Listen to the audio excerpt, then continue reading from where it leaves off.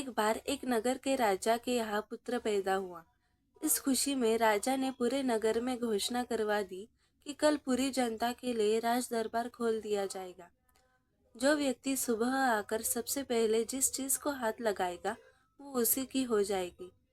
पूरे राज्य में खुशी का माहौल छा गया। सारे लोग खुशी से फूले समा रहे थे। कोई कह रहा था कि मैं तो सोने के कलश पर हाथ लगाऊंगा। किसी को घोड़े का शौक था तो वो बोल रहा था घोड़े को हाथ लगाऊंगा।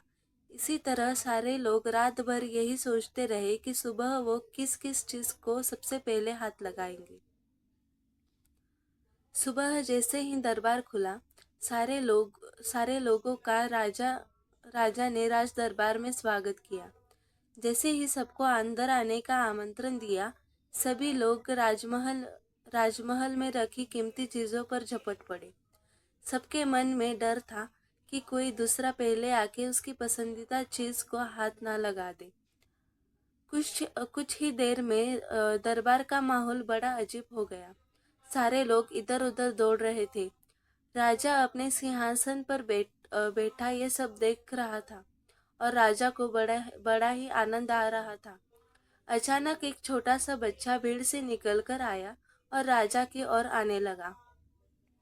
राजा उसे देखकर कुछ समझ नहीं पाया और इतने में वो बच्चा राजा के नजदीक आया और उसने राजा को हाथ लगा दिया।